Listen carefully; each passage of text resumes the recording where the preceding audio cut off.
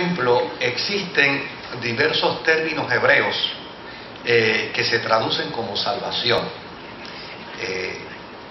pero obviamente no podemos hablar de todos, le vamos a hablar de uno. Hay un término hebreo que es el que más se utiliza en el Antiguo Testamento, que se traduce para expresar la salvación.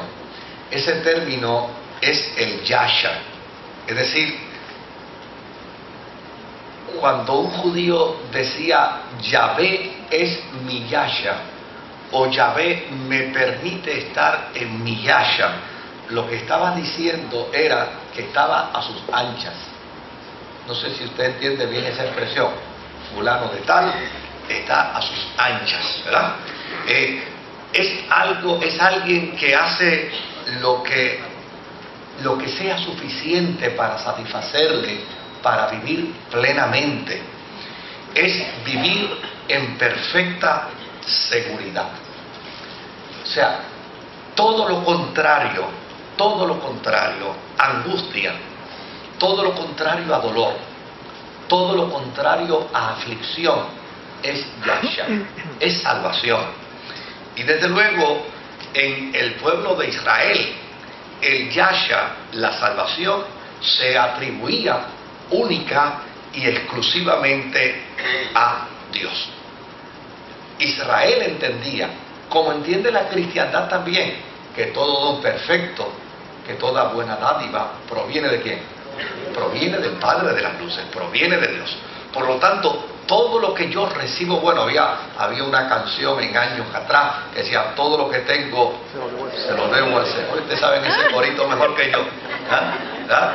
Pues, ¿por qué razón? Porque lo que ello implicaba era que toda bendición, toda buena dádiva, todo don perfecto, toda cosa noble, Satanás no da nada bueno, Satanás no da nada hermoso. Todo lo bueno, todo lo noble, todo lo esplendoroso, todo lo maravilloso, los cristianos lo recibimos de Dios. Ahora, cuando se hablaba entonces en Israel de salvación, de Yasha, entonces los judíos decían, Dios, Yahvé, es mi Salvador. Y desde luego decían que Dios era su Salvador porque ellos entendían que a través de Dios podían disfrutar de un bienestar en la vida que de otra forma ellos no lo podían recibir.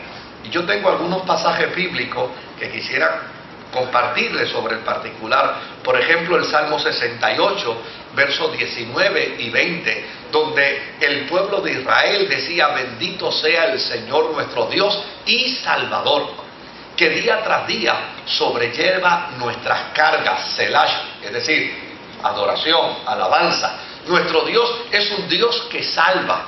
El Señor soberano nos libra de la muerte. Lo mismo aparece en Primera de Samuel, capítulo 17 y verso 47, donde dice, todos los que están aquí reconocerán que el Señor salva sin necesidad de espada ni de lanza. La batalla es del Señor y Él los entregará a ustedes en nuestras manos. Lo mismo encontramos en Éxodo capítulo 14 y verso 30, donde dice la palabra del Señor, en ese día el Señor salvó a Israel del poder de Egipto.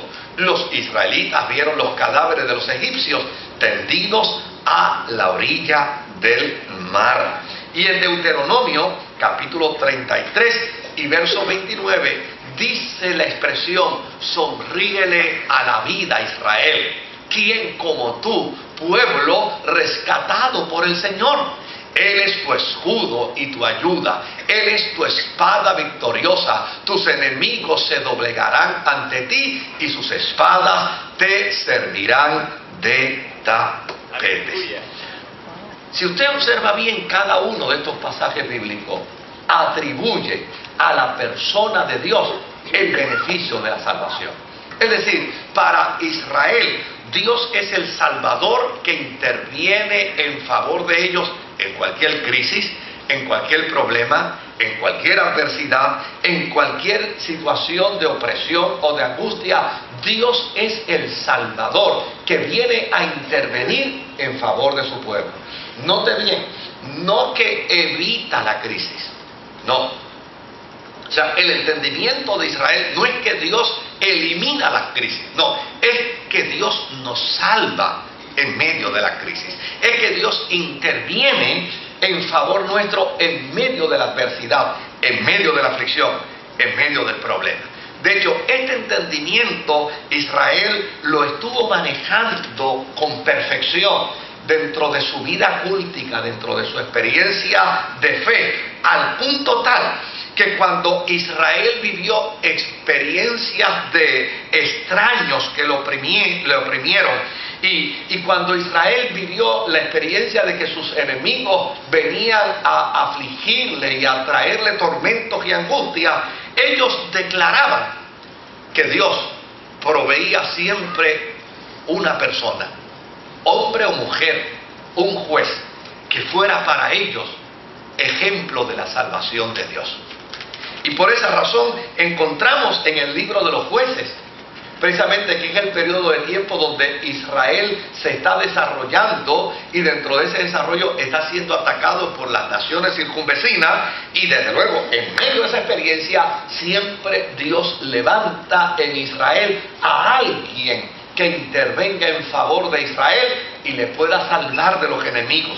A ese que intervenía, a ese juez, Israel decía: ese juez es un salvador que Dios envió. Lo mismo lo decimos nosotros a veces cuando se nos queda el carro en una carretera oscura y aparece alguien ayudando, ¿verdad? Decimos: Dios envió un ángel, ¿verdad?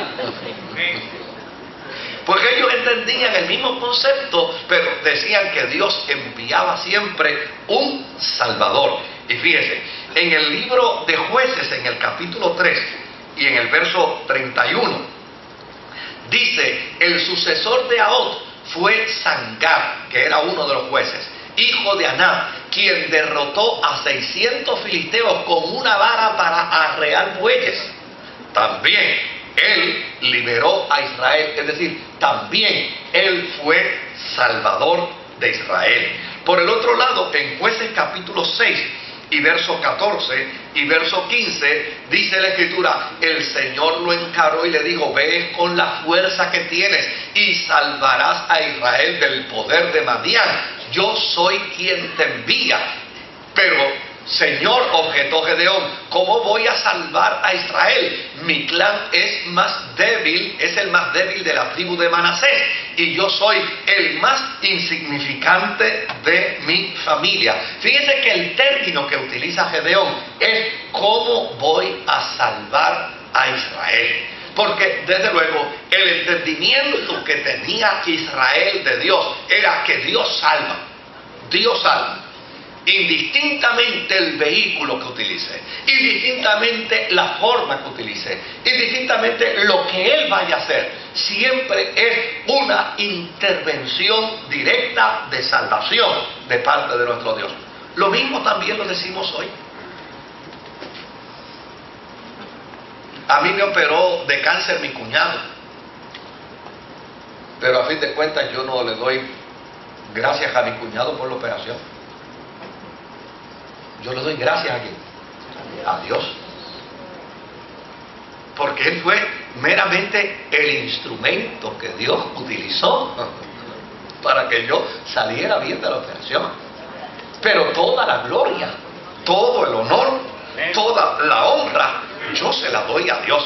Y ese era el entendimiento que Israel tenía de Dios como Salvador. Es decir, Dios es el Dios Salvador que utilizará el vehículo, que utilizará el recurso que sea necesario. De hecho, hubo una vez donde Dios le dijo a Gedeón: hey, espérate un momento, lleva mucha gente para pelear. En Jueces capítulo 7 y versículo 2, Dios le dice a Israel: lleva mucha gente para pelear, vamos a reducir ese número. Jueces capítulo 7 y versículo 2, Jueces 7 y versículo 2, dice: el Señor le dijo a Gedeón: tienes demasiada gente para que yo entregue a Madián en sus manos, a fin de que Israel no vaya a jactarse contra mí y diga que por su propia fortaleza lo ha librado. Es decir, el entendimiento de Israel era tan claro que decía: mira,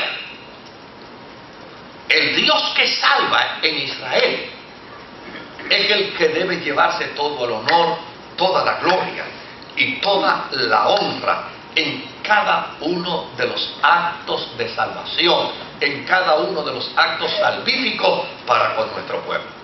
Por esa razón el salmista en el Salmo 33, verso 16 al verso 19 nos dice: no se salva el rey por sus muchos soldados, ni por su mucha fuerza se libra el valiente.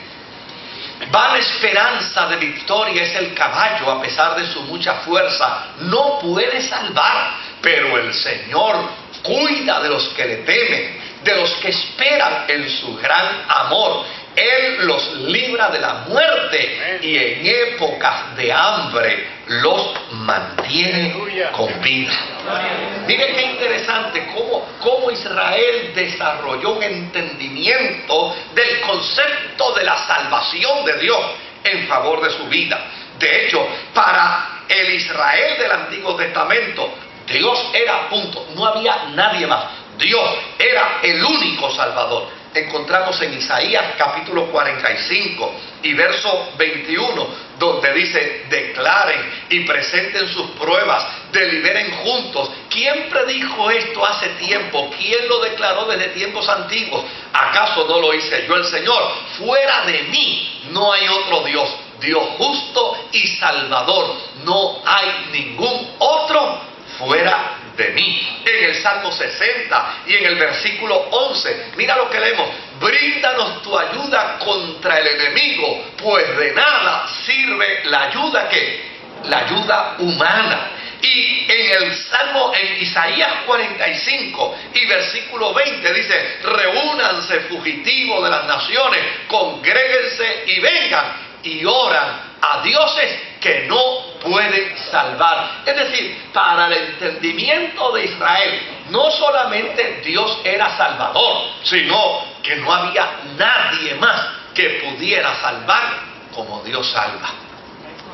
Ese desarrollo en el pensamiento judío los llevó a afirmarse en su relación con Dios como un Dios que salva, indistintamente las circunstancias que pudieran venir. Porque ya dije que la salvación de Dios no es ausencia del peligro. La salvación de Dios no es ausencia del problema. La salvación de Dios no es ausencia de la adversidad. No, la salvación de Dios adviene precisamente como resultado del peligro, como resultado del problema, como resultado de la adversidad. Yo no puedo evitar, de hecho Jesús lo dijo: en el mundo van a tener aflicción, pero tengan confianza que yo he vencido al mundo. Por lo tanto, si yo he vencido al mundo, ustedes también pueden vencer, porque en mí, dice el apóstol San Pablo, que en Cristo somos más que vencedores. Ahora, la historia bíblica demuestra el lado oscuro de Israel. Y cuando demuestra el lado oscuro de Israel, demuestra el periodo de su aflicción, el periodo de su cautiverio, el periodo de su angustia. Y los enemigos de Israel llegaron a pensar que con la destrucción de Israel habían destruido a su Dios Salvador. Habían aniquilado a su Dios Salvador. Por lo tanto, en el cautiverio de Israel, en Babilonia, Dios levanta a unos profetas para recordarle que, si bien es cierto, ellos están pasando por un momento de crisis y de adversidad, no es menos cierto que el Salvador de ellos vendría a restaurarlos.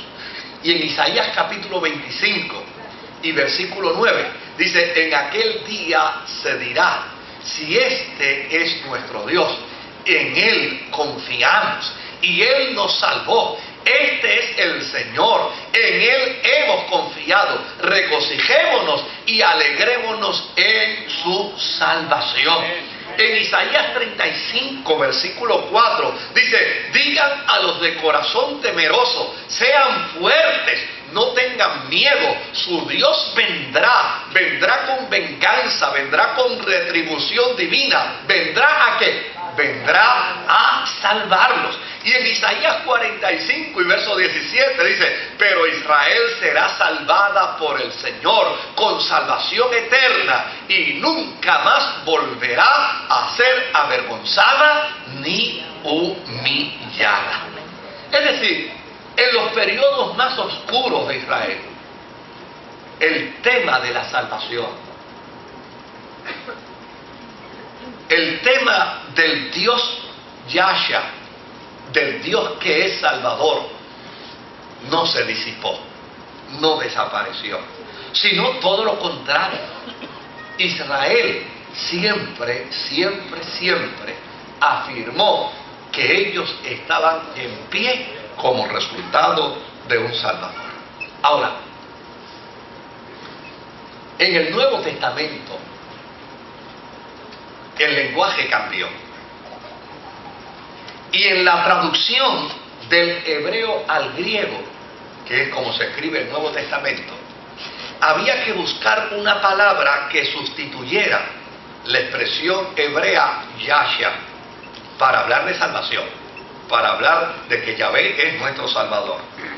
Y desde luego en el griego se encontró una palabra. La palabra que se encontró es sojo, que traduce precisamente al Yahshua hebreo. Pero se utiliza entonces el sustantivo soter. De hecho, los que estudian teología, en el estudio de la teología, hay una disciplina que se estudia y es la disciplina de la soteriología. Y la disciplina de la soteriología no es otra cosa que la disciplina que estudia precisamente el concepto de la salvación. Y viene como resultado de esa palabra griega soter. De hecho, cuando yo me criaba en la iglesia, había un señor en la iglesia que se llamaba Soter. Y a nosotros nos causaba gracia su nombre, Soter.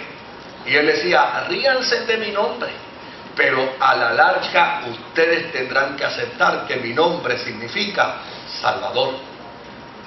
Porque la palabra, el sustantivo soter, que fue lo que en griego se utilizó para traducir el término Yahshua, era la palabra que más cerca el griego podía utilizar para seguir impartiendo el mismo concepto que los cristianos de hoy debemos tener con respecto a nuestro Dios.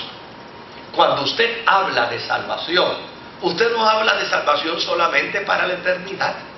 Cuando usted habla de salvación, usted habla de salvación en términos de un Dios que interviene con usted, en usted y para usted en cualquier circunstancia de la vida.